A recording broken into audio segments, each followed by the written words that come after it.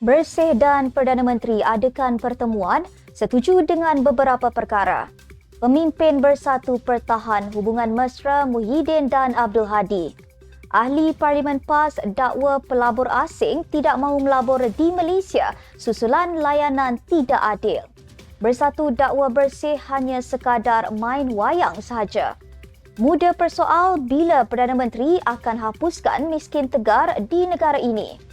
Peguam beritahu Mahkamah kelulusan Najib diperlukan dalam setiap operasi 1MDB.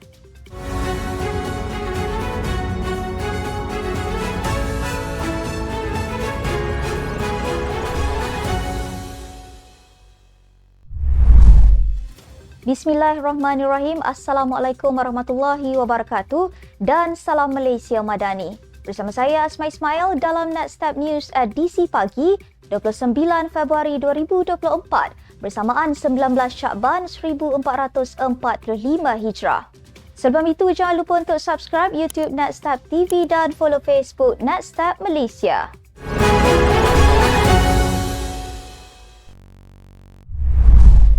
Gabungan Pilihan Raya Bersih dan Adil Bersih bertemu Perdana Menteri Datuk Seri Anwar Ibrahim bagi memperhebatkan lagi usaha mereka untuk menuntut pembaharuan. Katanya, Datuk Seri Anwar bersetuju dengan beberapa perkara daripada 10 pembaharuan yang dibentangkan kepadanya, namun ada beberapa reformasi yang dirasakan perlu ada perbincangan lanjut. Sementara itu, dalam satu kenyataan berasingan, Datuk Seri Anwar berkata, beberapa pembaharuan yang dicadangkan bersih kepada kerajaan sudah pun dipertimbangkan. Bagaimanapun, Perdana Menteri tidak menjelaskannya secara terperinci. Katanya, kerajaan perpaduan terbuka kepada sebarang rekomendasi atau saranan pihak bersih, khususnya dalam penambahbaikan proses pilihan raya dan reformasi institusi.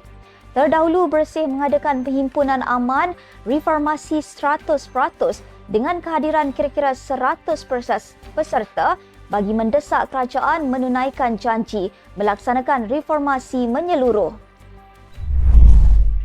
Parti Pribumi Bersatu Malaysia Bersatu mempertahan hubungan presidennya Tan Sri Muhyiddin Yassin dan Presiden PAS Tan Sri Abdul Hadi Awang yang disifatkan sangat mesra walaupun jarang berjumpa. Jelas Datuk Razali Idris antara dua tokoh Perikatan Nasional PN itu yang dikatakan masih dingin seperti didakwa sebelum ini. Terdahulu, sumber melaporkan pertemuan Hadi dan Muhyiddin pada 14 dan 15 Februari yang pertama dalam tempoh 4 bulan didakwa gagal menyelesaikan masalah berbangkit menyebabkan hubungan mereka dingin. Sumber rapat dengan perkara itu mendakwa pertemuan empat mata di kediaman Muhyiddin disusuli mesyuarat PN pada keesokannya hanya sekadar optik. Hubungan dingin itu antara lain berkait kegagalan PAS menampilkan naib Presiden Datuk Seri Dr. Ahmad Samsuri Mokhtar sebagai calon Perdana Menteri selepas Muhyiddin tidak meneruskan hasrat berundur pada pemilihan parti tahun ini. Seorang ahli Parlimen PAS mendakwa pelabur asing tidak mahu melabur di negara ini susulan layanan tidak telus diberikan kerajaan kepada pembangkang. Menurut Nik Muhammad Zawawi Saleh, beliau mengetahui perkara itu kerana mempunyai beberapa kenalan yang telah menghabiskan masa kira-kira 10 tahun belajar di luar negara.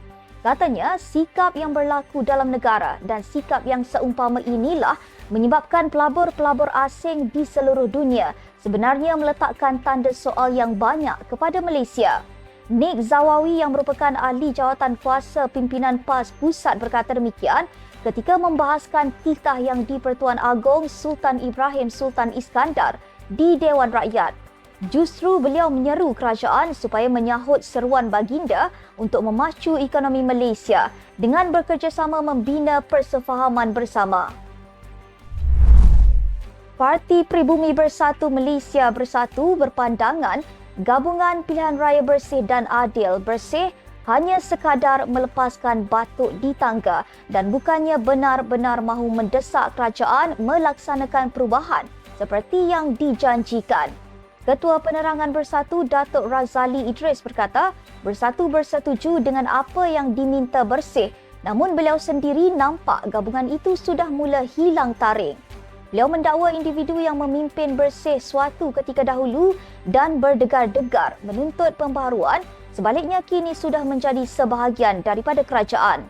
Mereka tidak lagi memberikan perhatian kepada isu-isu yang ditentang sebelum ini, termasuk amalan nepotisme, kronisme, kenaikan harga barang dan seumpamanya. Semalam, kira-kira 100 peserta menyertai himpunan reformasi 100% bagi mendesak kerajaan menunaikan janji melaksanakan reformasi menyeluruh. Antara lain, tuntutan Bersih ialah agar pelantikan pengerusi Suruhanjaya Pilihan Raya SPR ditambah baik. Tiada lagi keputusan melepas tanpa membebaskan DNAA oleh mahkamah terhadap mana-mana ahli politik yang sedang dibicarakan dengan kes rasuah dan salah guna kuasa dan menolak pelaksanaan Undang-Undang 2 Darjat. Parti Ikatan Demokratik Malaysia Muda menimbulkan persoalan bilakah Perdana Menteri Datuk Seri Anwar Ibrahim akan mengotakan janji untuk menghapuskan kadar miskin tegar di negara ini.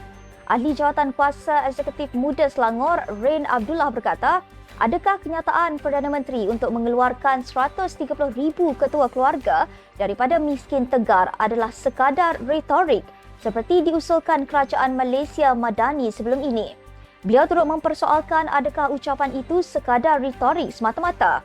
Dalam satu kenyataan, Muda Selangor berkata, Datuk Seri Anwar pernah mengeluarkan kenyataan untuk menoktahkan kemiskinan tegar yang berjumlah 130,000 orang rakyat yang susah tanpa mengira latar belakang, kawasan dan negeri pada tahun lalu. Dalam pada itu, Muda Selangor turut mengutarakan persoalan mengenai sifat miskin 2023 dan apakah perkembangannya.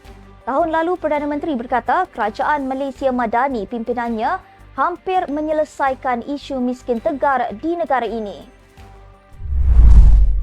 Bekas Peguam One Malaysia Development Berhad 1MDB, Jasmine Lu Aiswan memberitahu Mahkamah Tinggi Kuala Lumpur bahawa kelulusan Datuk Seri Najib Razak diperlukan dalam setiap perkara.